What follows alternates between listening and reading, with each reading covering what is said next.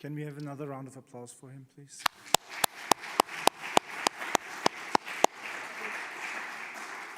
And I think I speak of everybody else in this room. It was marvelous. Thank you very much. This was Michael Cohen-Weissert, who presented us a set of compositions, or his own compositions, based on Arabic compositions. We will conclude the evening with yet another performance by him, and this time it will be based on Jewish compositions. Ladies and gentlemen, on behalf of my colleague Asha Beeman from the University of Virginia, I would like to welcome you all to the first keynote speech of the Forum on Jewish-Muslim Thought and Theology during its inaugural conference here at the Humboldt University. My name is Ufuk Topkara, and I will be accompanying you through the evening. And it is my honor and pleasure to introduce to you tonight Celene Ibrahim, our keynote speaker. In the past 40 years, studies on women and gender in Islam had a tremendous impact on contemporary Islamic thought. Not only did these studies instigate a paradigmatic change in the way we conceive of Islamic intellectual history, it also instigated a dynamic that has the potential to fundamentally shape the future of the field. Even a cursory look at the publications over the past 2 decades by Muslimah scholars yields a compelling intellectual agenda, combining rigorous academic research with addressing the pressing questions of our time. The systematic and structural discrimination of female voices and perspectives within Islam, their ongoing exclusion and marginalization as scholars of Islam, and their concurrent perception as marginal by those outside of Islam. I think these scholars have not only been incredibly courageous by bringing these injustices to our attention, they have also succeeded in changing the ways in which we perceive the Islamic tradition. At times, reconnecting to egalitarian strands and readings, at other times, arguing that we have to diverge from patriarchal notions and teachings. In many ways, they emblematically resemble the ideas of this conference. The culture of continuity carries an innate mandate to critically engage with the religious tradition and, when necessary, to discontinue certain strands. This requires not only courage and strength, but it deserves support from us all. Some of these protagonists are with us today. We are honored to have Sarah Omar from Georgetown University, Nimet Sheker from Humboldt University with us during the conference, and we are particularly grateful that Celene Ibrahim from Groton School has agreed to deliver the first keynote speech. Celene Ibrahim is a faculty member in the Department of Religious Studies and Philosophy at Groton School. She has written extensively on themes related to women and gender in Muslim intellectual history and is the public voice on issues of religious pluralism. Recent publications include Islam and Monotheism, published by Cambridge University Press 2022, and Women and Gender in the Quran, published by Oxford University Press 2020. While it is critically important to acknowledge the contributions of this new generation of Muslimah scholars, at the same time, we have to remind ourselves not to narrowly define their intellectual status. They are not just scholars of women and gender in Islam. They are scholars of Islam, nourishing an intellectual tradition in myriad ways. Without further ado, I would like to welcome Celene Ibrahim.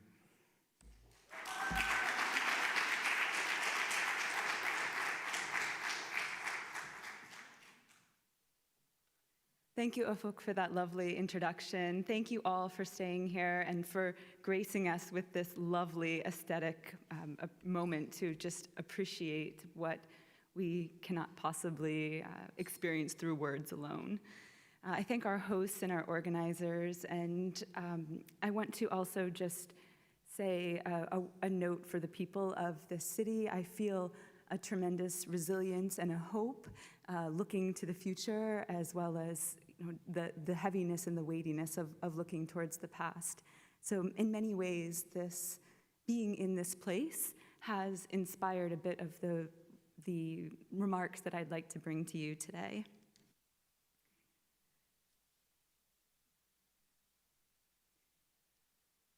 When we come to feminist organizing, and I speak to you as person who is sometimes disinclined to identify as a feminist, and I come to you as someone who is also disinclined at times to identify as a theologian. But I want to step into both of those shoes today as a feminist theologian. Sometimes in the academy, the colonizing presence of the kind of homogenizing discourse of religious studies forces those of us who want to identify as feminists based on our activism principles to step away from that role. And it forces those of us who are Muslim and have an authentic commitment to lifting up the traditional knowledge to step away from that role. And so I come to you here today pretty robustly, although it is somewhat discomforting in both of those roles, not just as a religious scholar doing a normative or descriptive work, but as someone who's trying to do normative work. I want to thank the organizers for this forum for giving me a chance to think systematically about something that I have been pondering in terms of the influence of Jewish thought on my own self-discovery as a feminist theologian. Now, if we think about the role of theology as different from religious studies, theology is calling us into this area of discernment that is different than looking at a religious studies, from a religious studies paradigm, because we are trying to envision as theologians the world as it should be, not merely the world as we find it. And so in this, once we have discerned what is the world as it should be, then we have the task of convincing our fellow co-religionists and others that this is in fact the world, the vision as it should be. Now, modern Muslim theology, I'm borrowing that word from Martin Wynn, as some of you might know. He's on the forefront as well as stepping into these shoes as a Muslim theologian.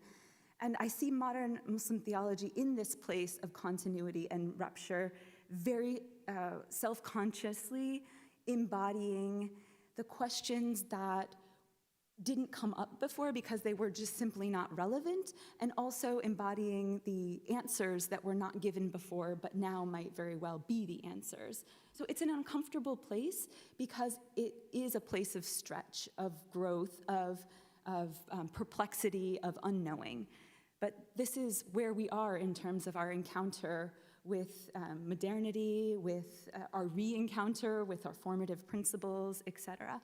And Muslim theology, to name it as a distinct female-centric enterprise, this is not to say that male people cannot do Muslim theology, but there's something very distinct in that the exclusion from the theological space requires that we mark it as a reclamation. So that's part of what Muslim theology is, in my mind, attempting to do. So I see the task that kind of is upon me and those who are also wearing those hats of Muslima and theologian as sitting in the contradictions. And this is an uncomfortable space to be as a scholar, because as scholars we're supposed to bring forth our answers after having sit and reasoned through problems and issues. And that's just not the space that you can occupy as someone doing theology. So there's tremendous beauty that I want to bring forth. And there's a number of traps that a Muslim theologian could fall into. And one of those traps, I think, is being seen as a pushover, as someone who's simply a modernist and throwing out the rigor and distorting the tradition. And I think my response to this is that we're seeing, as Muslim theologians, we're seeing the tradition from a different vantage point. And in seeing the tradition from this different vantage point, I want to point out the axiomatic nature of this ayah. And as my colleague has pointed out, that some people would actually claim in our Islamic intellectual tradition that this is an ayah that has been abrogated. And rather I say, no, this is the foundational axiomatic ayah for our times. And I say that kind of practically and theoretically. And if we just think of the word iqra, it's to force something on somebody, but it also has as its root karaha, which means to hate something.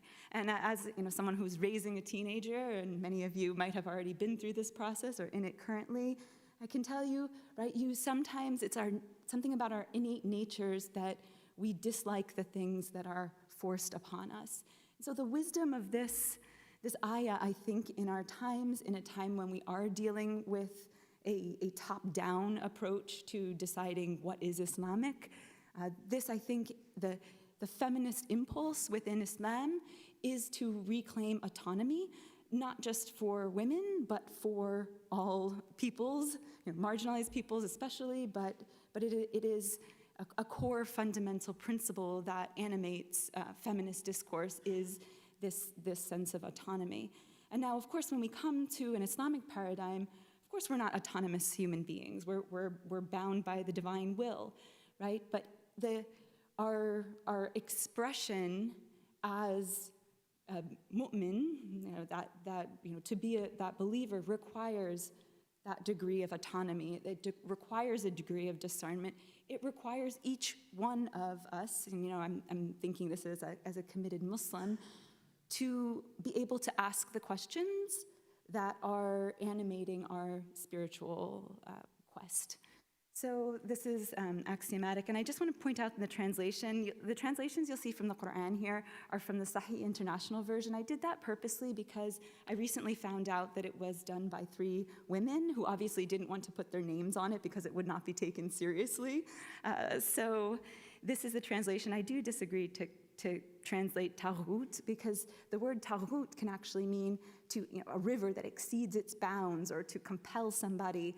And so even this evoking of taghut here is that excessive force that I think is simply antithetical to what we're trying to do. I was inspired this morning to add a few slides, understanding Muslim theology as a diaspora politic, and really it's in a post-colonial context as well. But someone like me who is thinking from an American positionality, from a white positionality, from an English-speaking positionality, it throws a complication into the mix. And again, I don't want to flatten out that complication. I want to preserve it and to identify it at the beginning.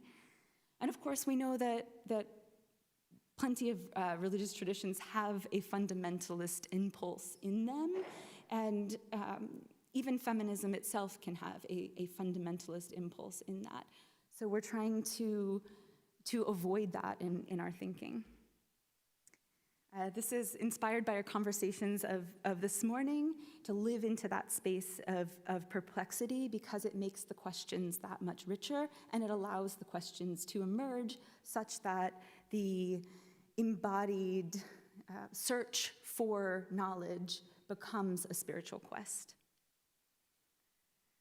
So in this forum, in this space, and with the rich minds that I'm seeing before me now, I wanted to conscientiously articulate some of the strategies that I see coming out of a Jewish feminist ethic, and then see what in the Islamic tradition is a parallel and where can we take the discourse from here.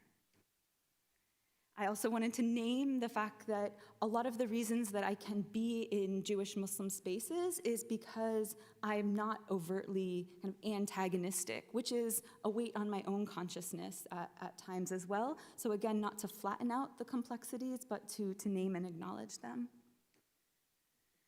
And I want to say lastly that my patterns of thinking for today's talk have been really inspired by the work of Ruth Roded, who I had a chance to meet just on one occasion, but who looked at 20th century Muslim and Jewish thought and gave me the impetus to say, well, what is happening in the present moment?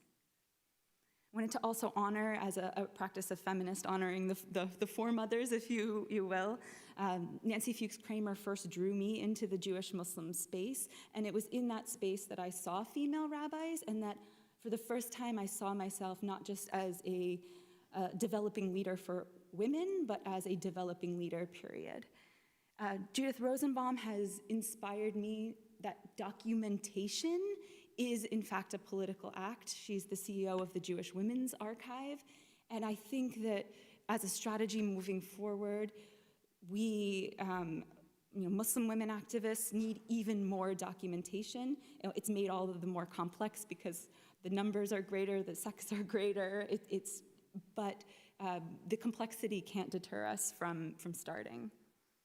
And just in terms of the importance of female mentors, I worked a number of years at Hebrew College and got to witness the soft, subtle, consensus-building approach of Rabbi Ansfeld.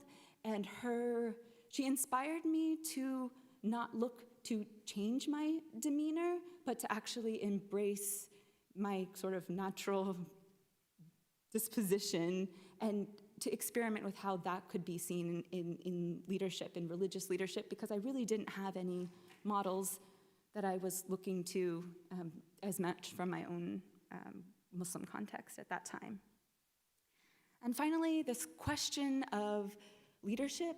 What am I? Someone said to me today, I heard somebody call you a sheikha, and I think this is it's a question that has been resonating in Jewish communities for a while, but the question of naming is, as I was reminded in the remarks of Sarah Hurwitz, who is the first ordained Orthodox woman rabbi, that it's not about the title, but it's about the community recognizing the functions that you can hold. And so very much I think we're still in this early process of working out what are the titles for women religious leaders, and depending on their roles, they can have a myriad of titles. The title that got me sort of qualified to be a spiritual leader was chaplain, which of course is a borrowing from Christian context and now more of a secularizing discourse. So I think we have more work to do in our communities in terms of describing what are the functions of women leaders. And do they have any parameters that are unique, or is the process to just claim leadership in every domain that is out there? I take inspiration as well from Joyce Antler, who documents the impact of religious feminists on the secular feminist movement, and as well looks at how the secular feminist movement was driven even by Jews, for instance, who were not religious Jews, but who came with an ethos of their Jewish identity. And as I was walking and appreciating the youth culture in just around the city, we see a similar thing, that Gen Z Muslims are driving the discourses of the age, and not necessarily from an identity position that is explicitly Muslim, but often from a conditioning that is in fact having something to do with their Muslim formation. The organizing around sexual politics that the Jewish community has been doing is phenomenal. And this is the founder, and one of the co-founders, I should say, of the Our Bodies, Ourselves movement that originated, I was happy to find, in Boston, being now a Bostonian myself. And Wendy Sanford went to Harvard Divinity School as well. And so I see her in a similar lineage as my own, of coming out of a space of where experimentation, spiritual experimentation, and sinking into female embodiment and female knowledge, through female embodiment, is maybe the fundamental starting point of feminist theology. We have now, in the Muslim American context as well, organizations that are working with a similar sexual politic. Heart is the organization that explicitly started working around helping women work through sexual trauma, but is now expanded to a wide range of helping women live into their experience as female sexual beings. And now, again, the topic of sexual violence is, of course, one that impacts all of our communities, our societies throughout history, really. And thinking about, again, from this asking contemporary questions of the ancient texts. what can they tell us as survivors of sexual violence about the healing process, right? This is a very contemporary question, but perhaps it's been asked before and simply not articulated in writing. This is from one of my notes from the days when I was a chaplain, and I think that you can kind of appreciate this ethos of wanting to hold space and actually seeing that as an important part of feminist activism, to not necessarily derive the answer on complicated questions, but to say, how can we keep the community functioning and whole despite these major divisive issues? Now, this is, to ask the questions is one enterprise. To actually do the historical work that gives us a framework for potentially starting to answer them is another one. So I wanted to give a shout out to Sarah's work here in terms of laying the foundations.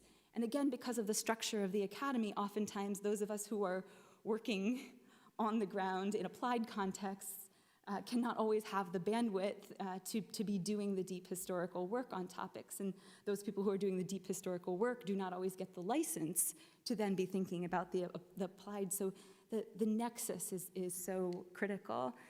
And I wanted to also, Ash Geisinger has been an inspiration of mine in terms of how they navigate the classical textual tradition with modern questions in mind. Now, Rabbi Tamara Cohen pushes us again thinking about the sexual politics of feminist organizing to take issues of class and caste more seriously. I'm not one to tell you how to do this. I fail miserably on this front, but it would not be true feminist thought without a deep engagement with issues of caste and class. Now, there's a type of what I want to label feminist engagement that many people, including the authors up there themselves, would not put on these particular works because that would disqualify them from the sphere of authorizing knowledge, while in fact these are very much works that are about core Aqidah, theological, in its classical sense, principles. So it's equally important that in this sphere of women's scholarship that we have representations of kind of just straight up hardcore, Aqidah, no feminist politics necessarily. But if you read any of these works, I think you will find that there is a subtle perspective that each of these authors brings. And if you're looking for a book on just an introductory book to Islam to recommend to people, Secrets of Divine Love is definitely, I think, one of the contenders for best book out there. Now, we've had a lot of time to think about how not to put the paradigms of feminism and Islam into a clash of civilizations type paradigm. We don't gain ground when we're trying to adapt Islamic feminism into a secularized context. And I would argue that the secular feminists lose when they don't make space for the type of questioning that we can bring. So we don't want to collapse the paradigms or set them as oppositional, but really to be aware of how and when we're stepping into each role. I just want to give a shout out to the women scholars who write women's history from women's perspectives, and there's so much work still to be done in this area. And also this element of playfulness. Moja Kaf is an Syrian-American poet who takes Quranic verses and reimagines them in contemporary contexts. I highly recommend this work as a teaching one, and as her work is humorous, it's heavy, it's bold, and this is exactly the type of work, when I turn to the Jewish feminist tradition, that I also see and take inspiration from in that tradition. Now here we come to what I really wanted to talk to you about today, which is the exegesis part of the remarks. Now, I started by sort of analyzing what Jewish feminists are doing in the sphere of exegesis, and then I realized that it would be much more interesting if I gave you a flavor of what an exegesis by a Muslim feminist would look like after having read works of Jewish feminist exegesis. So I'll do that in about 10 minutes here. Let me just set up a few more things so that you can fully appreciate what I'm doing. I had the opportunity to work with Rachel Adelman for a number of years at Hebrew College and to co-teach with her and to witness how she was crafting midrash from a very poetic, very unapologetically imaginative point of view. And so her work has had a tremendous impact on me, and her style of teaching, inviting, not just doing it as a Muslim feminist myself, but inviting my students to also take on this experiment where we're looking at texts, sacred texts, and not simply interpreting, what does this mean in an absolute sense, but what does this mean for me in this moment, which is a different type of theological paradigm. And I wanted to say that there's a lot of work being done on Quranic hermeneutics. It's just such a wonderful time to be in this field. I obviously don't have time to talk about all of the titles, but I'd be happy to answer questions privately or in the Q&A. So I want to bring to you the question of Lut came up earlier in our discussions, and I wanted to show you a little bit of what I'm doing with Lut's daughters that differs from things that I've read before. So my reading of Lut's daughters is not that he is giving his daughters over to an unruly mob that is harsh and has no moral fiber according to the Quranic perspective, but that if we look at exactly what the Quran is saying in terms of Lut's speech, in terms of the speech of the people, that in fact it's his mockery. This is not an authentic offer.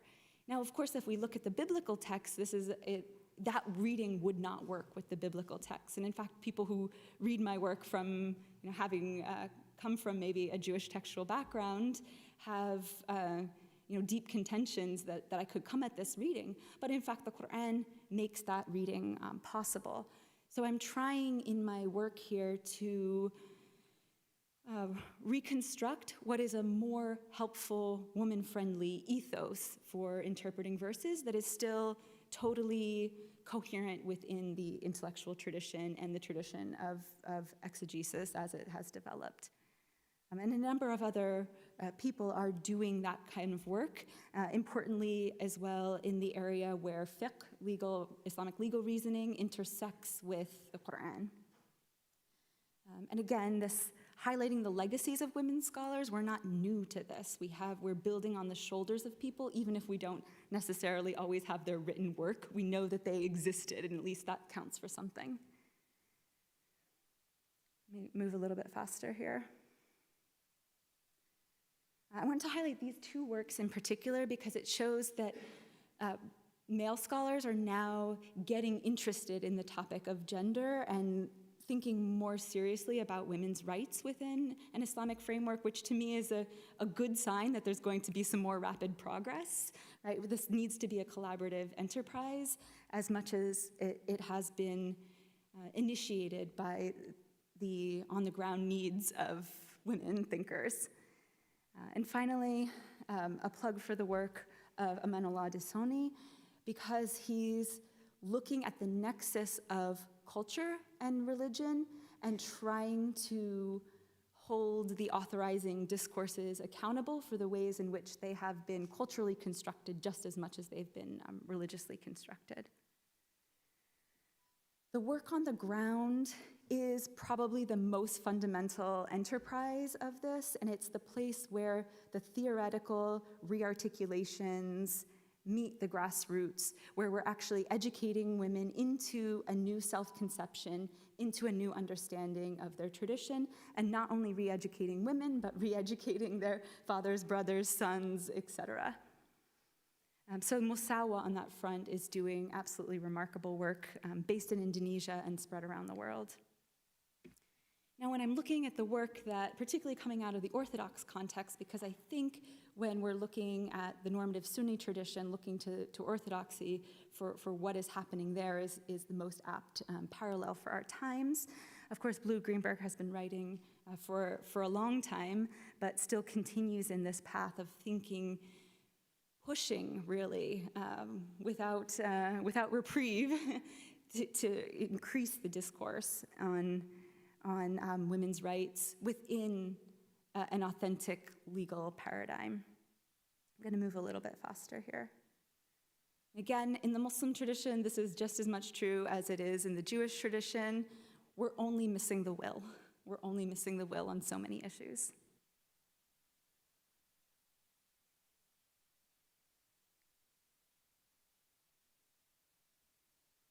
Now, on the one hand, I'm interested in Band-Aid solutions to issues of personal status or a myriad of other issues. Band-Aid solutions are just fine because they do address for living women their practical realities. But what I'd like to see is an even more robust, deep thinking through what would it look like to have a madhahib that is in conversation with the other madhahibs, a school of legal thought, but that is really robustly re-articulated, keeping in mind an ethos of Islamic ethics in the ways that feminist thinkers have been articulating them. Now, this is probably so radical, I'm going to get shot when I leave this place, but I feel like if we don't have the courage to say what we see as necessary, why are we even bothering with the rest of it? So I see myself really at this juncture of sort of an orthopraxy and orthodoxy in Islam, and trying to simultaneously hold my ground in an orthopraxy in order to be able to slowly have some type of lasting influence. And in that project, I know I'm not alone, and that gives me great strength.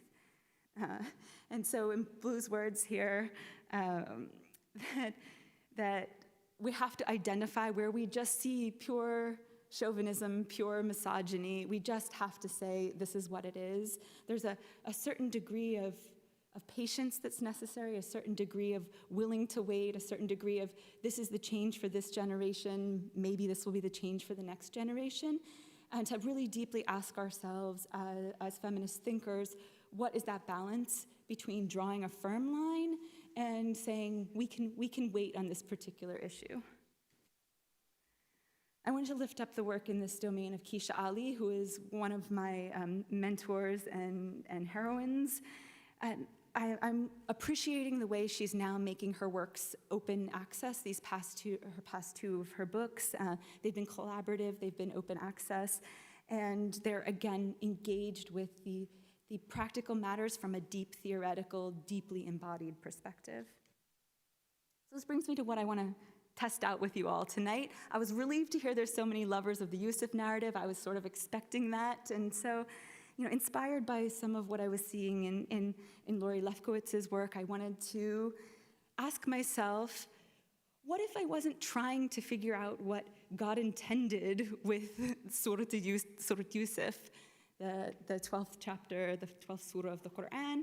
What if I were simply using it as inspiration to think through the paradigm that I am in now with all the perplexities, with all the complications brought to bear?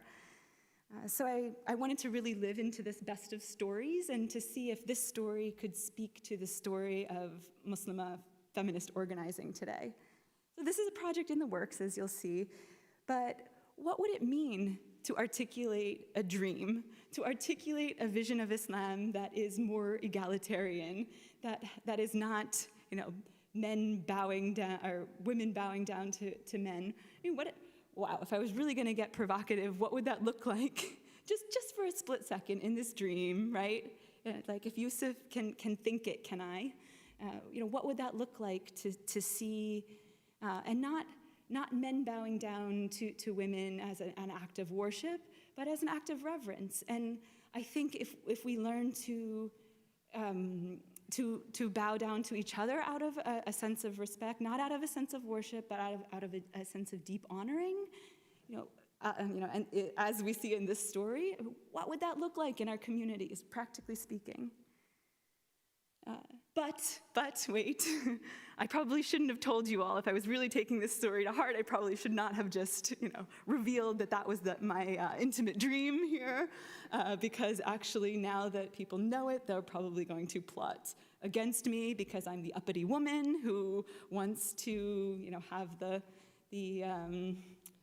tradition bend to her needs. So I have to just have faith that something of my intimate knowledge that Islam actually doesn't condone this gender hierarchy with women at the bottom and men at the top. I just have to trust that intimate knowing might just be true. And again, what if the signs that feminists, the way in which we're re-articulating what ayat mean, what if there really are signs in that for people to reflect on? What if we really were taken seriously? What would that look like? Now we get to this gender dynamic where women are seen as this threat, right? And they're trying to usurp all the roles and squeeze men out of their positions.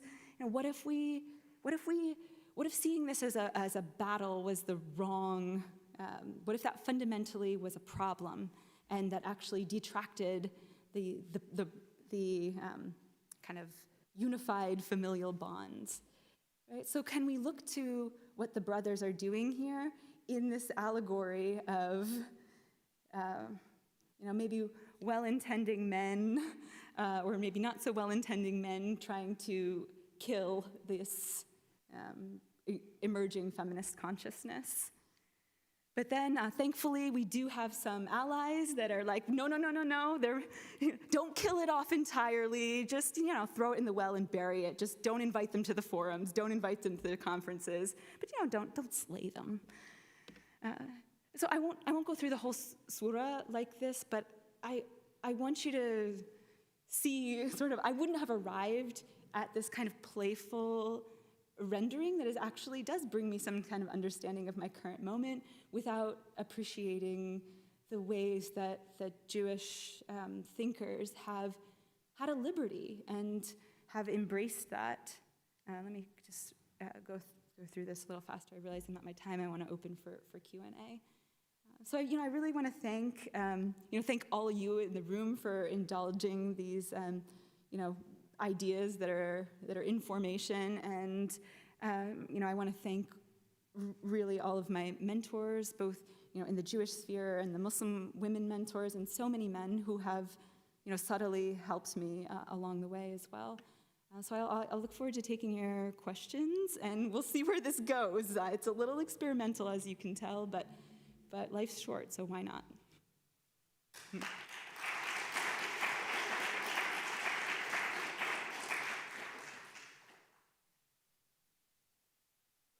Thank you very much, Celene. So we are opening the floor for Q&A. We have 2 mobile microphones, and I'll be going around whoever wants to ask a question. Sarah.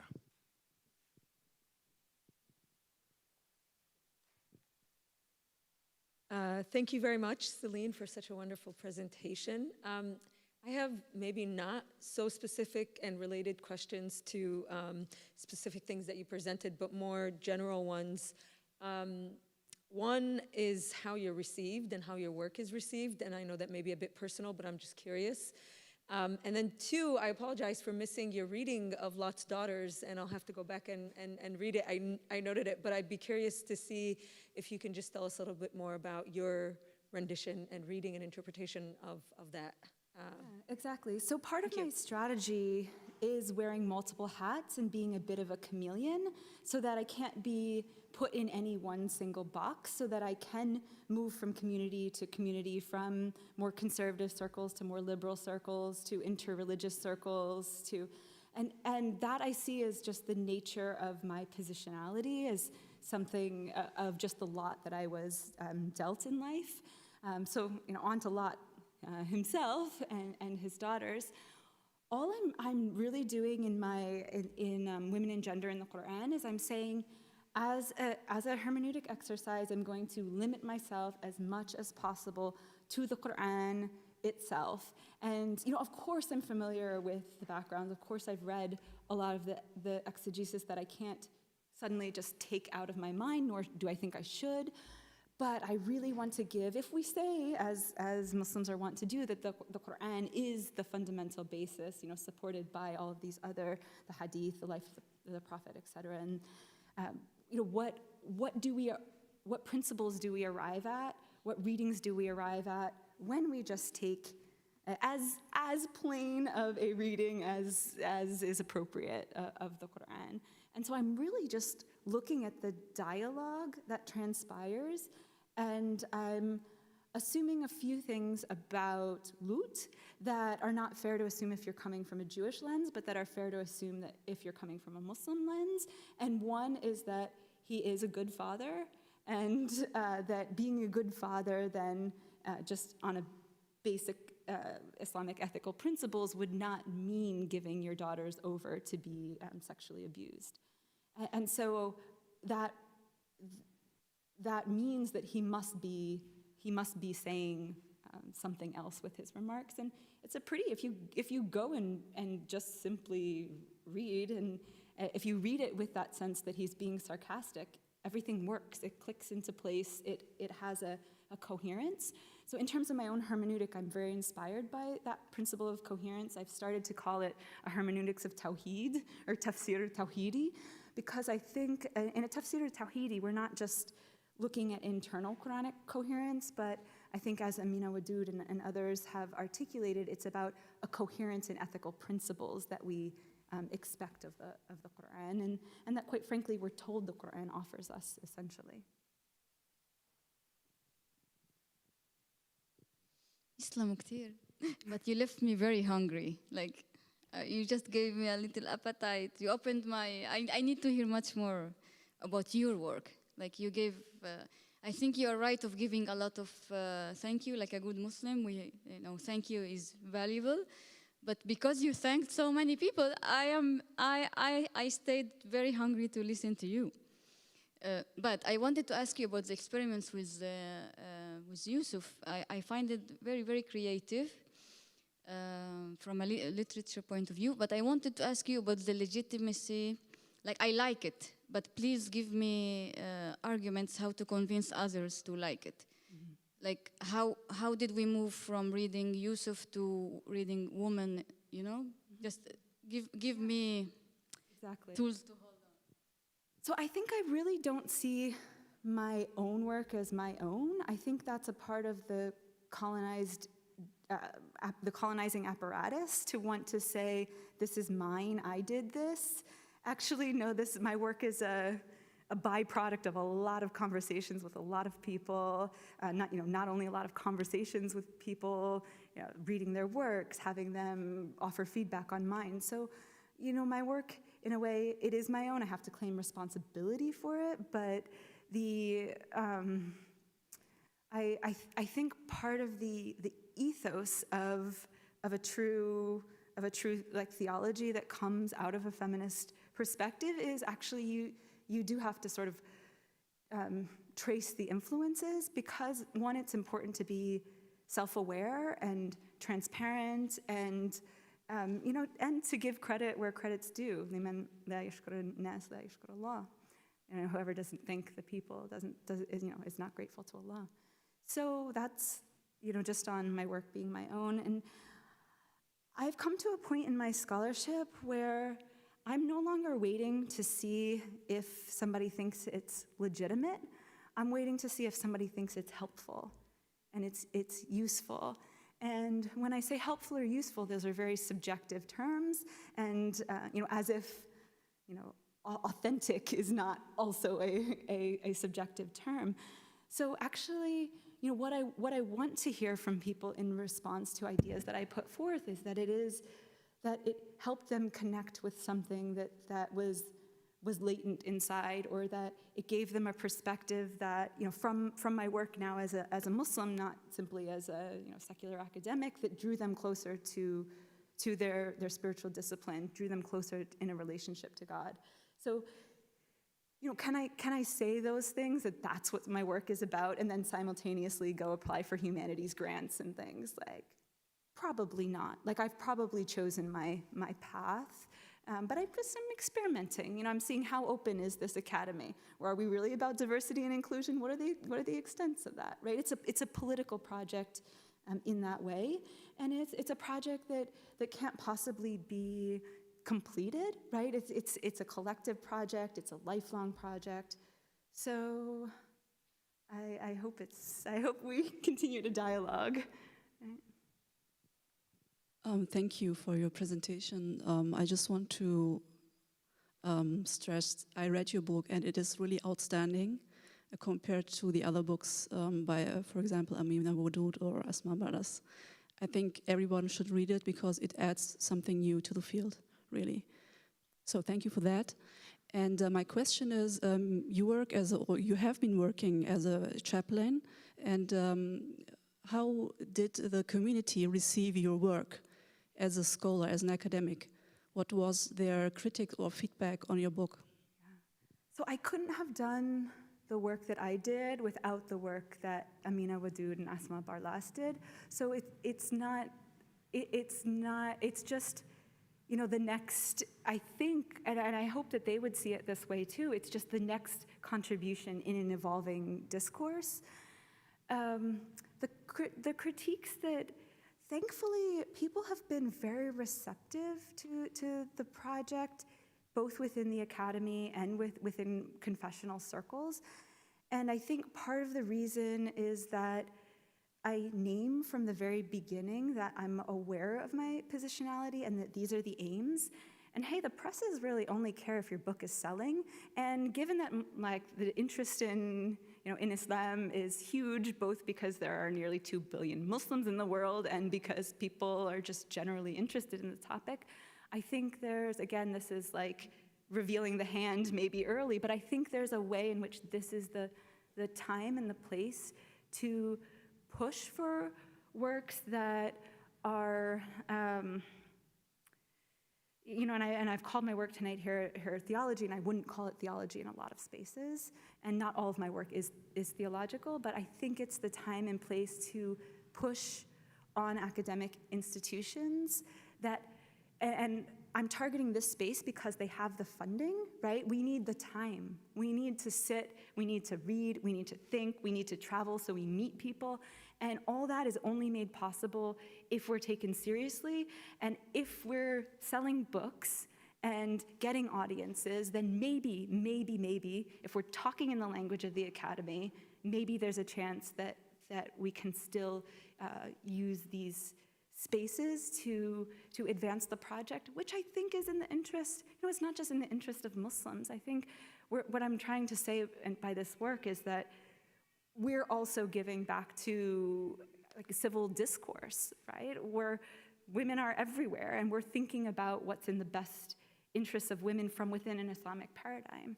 So I think it's work that's worthy of an institutional support. I just have to, keep pushing and convincing other people of that.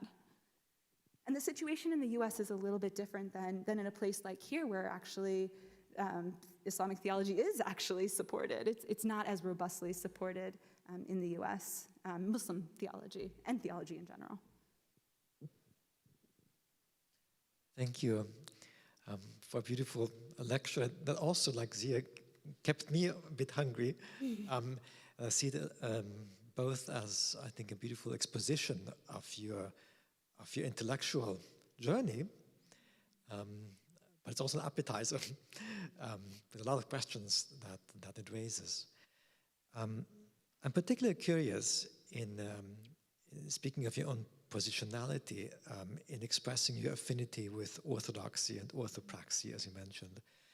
And the reason I'm curious is that if I look at the history of Jewish feminism, which seems to be certainly part of your journey intellectually, much of early Jewish feminists were connected to Reform Judaism, to progressive Reform Judaism. Progressive Reform Judaism was pioneering and ordaining women as rabbis. Of course, also Orthodox Jewish feminists like Blue Greenberg followed suit. But it begins with the progressive liberal version of Judaism. So I'm wondering, in your understanding of Islam and also of Muslim feminism, why you would look at your own position in the Orthodox world, what a reform version of that would look like, and how they kind of interact or might interact together. Yeah, that's a fantastic question. And of course, especially coming to Germany, of course, the natural impulse would be to go more perhaps into the reform dimension of this.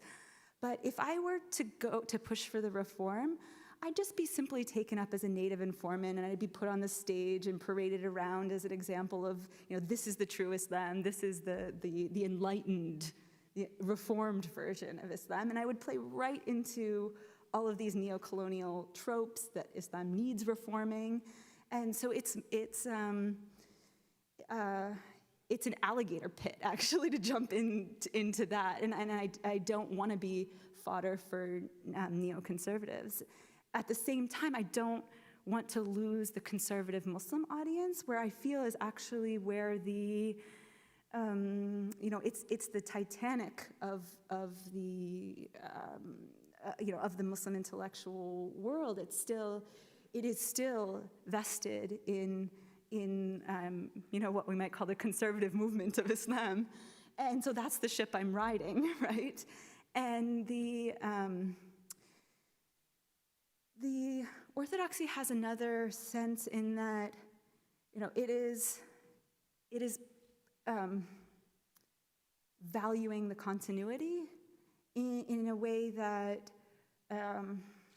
I see that it's much, much easier to be inventive in a space where there are less restrictions on what you can do.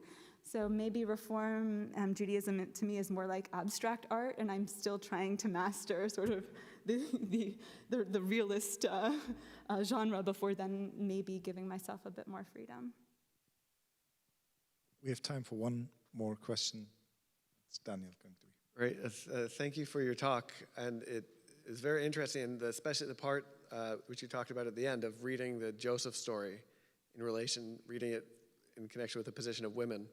And I wonder, at least it's interesting, there's aspects in Jewish interpretive tradition of reading the biblical Joseph story or noting sort of feminine aspects of Joseph. Oh, yeah.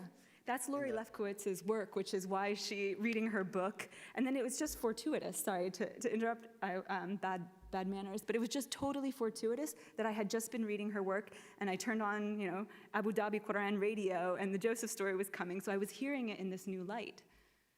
Right, no, so it's interesting. So are there ways in which the elements that people have seen in the biblical Joseph story of potentially seeing feminine aspects, are there some similar ways in which the Quranic version retains some of those, or less so with some aspects? Or, if you put the biblical and the Quranic stories of Joseph side by side, does that give different dimensions for Exactly, and here's an interesting facet, because I don't want that to be my project, because I want to keep myself kind of very, very rooted in the Islamic ethos. And so, that's a job for sort of another scholar to kind of line them up and to maybe see what I've done and say, how does it speak back to a Jewish consciousness on the story, right? It's like coming from this theological perspective, which is a very valid question. I might ask that if I were not coming with a kind of a motivation that is not a mere curiosity, that is. But we'll have to see, because the project is sort of new. So maybe I get it to a certain point, and then I need to go maybe even more to the Jewish sources.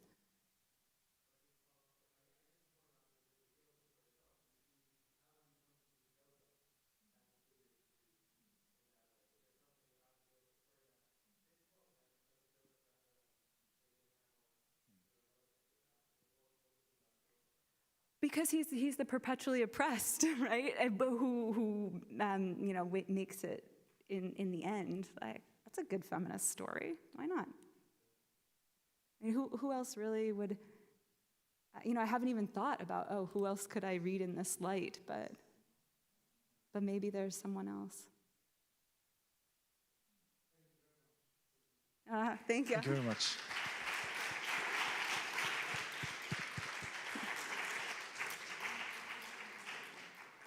And while we're at it, please give a hand to Michael Cohen again for the concluding session.